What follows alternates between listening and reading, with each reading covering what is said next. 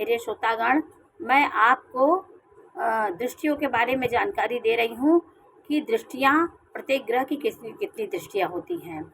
जितने हमारे ग्रह होते हैं उनकी हर ग्रह की 7वीं दृष्टि, ये फिक्स दृष्टि सब ग्रहों की 7वीं दृष्टि होती है। जहाँ बैठते हैं उस घर से गिन के 7वें घर को वो अपनी पूर्ण दृष्टि से देखते हैं। लेकिन कुछ ग्रह ऐसे होते हैं जिनकी एक दृष्टि से अलावा और भी दृष्टियाँ होती हैं। जैसे गुरु है, जहाँ पे बैठेगा वहाँ से 5वीं दृष्टि अमृतमयी दृष्टि डालता है। जैसे गुरु यहाँ पे बैठा हुआ है तो 1 2 3 4 5 वो 8वें भाव को देखेगा। फिर 7वीं दृष्टि से 10वें भाव को अपने सीधे देखेगा 7वीं दृष्टि से। फिर 9वें से अपने लग्न को देखेगा, 9वीं दृष्टि यहाँ पे डालेगा। तो गुरु की 3 दृष्टियाँ होती हैं। जिस घर जहाँ पे बैठा है वहाँ से 5वें घर को देखता है, 7वें घर को देखता है और 9वें घर को देखता है। तो ये गुरु की अमृतमय दृष्टि जहाँ पड़ती है उस घर के बल को बढ़ा देती है और व्यक्ति के संजीवनी का काम करती है। व्यक्ति के जीवन में जो भी उस ग्रह से उस भाव की दुष्प्रभाव है उसको गुरु दूर करता है।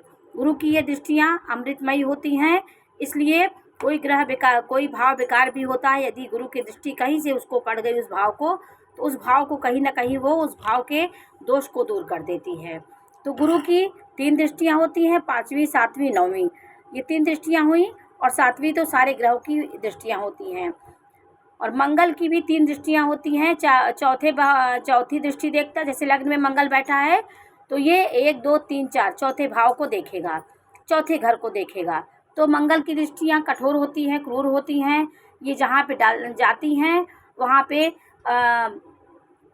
उपद्रव का माहौल हो जाता है।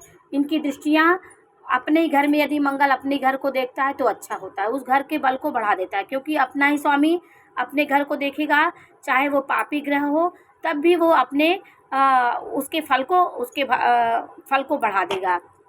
क्योंकि अपना घर कोई ख़राब नहीं करना चाहता, इसलिए जो भी पापी ग्रह होते हैं अपने घर को देखते हैं वो वहाँ पे ऊर्जा और पराक्रम बढ़ते हैं।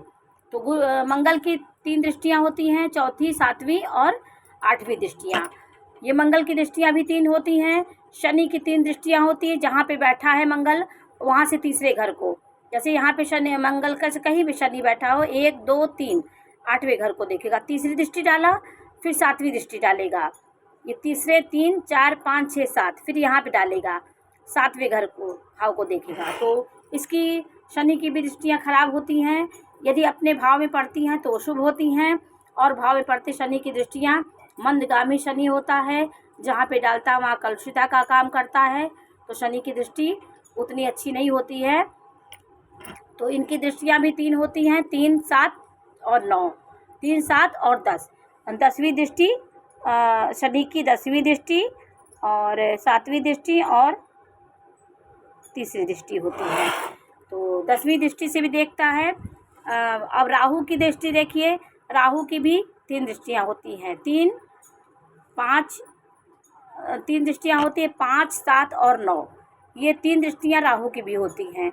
राहु भी जहाँ दृष्टि डालता है वहाँ उत्पात मचाता है, भ्रमित करता है, उस भाव को खराब करता है।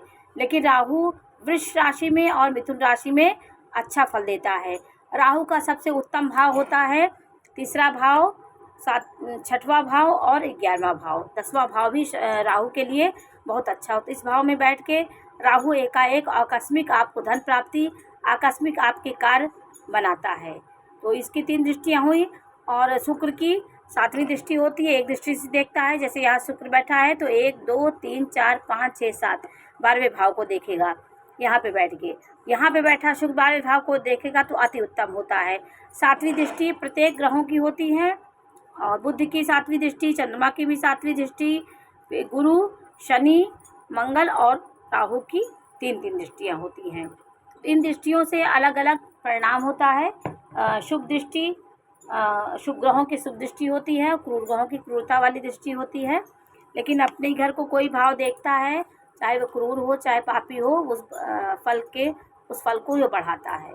तो आज मैंने दृष्टियों के बारे में जानकारी दी। ये भी जानने की आपको ज़रूरत है, क्योंकि गुरु की दृष्टि आपको विशेष जानने की ज़रूरत है कि कोई भी ग्रह आपको खराब है, राहु के साथ है, दूषित हो, नीच का हो, लेकिन उसमें गुरु की दृष्टि पड़ेगी तो आपका वो भाव मजबूत हो जाएगा।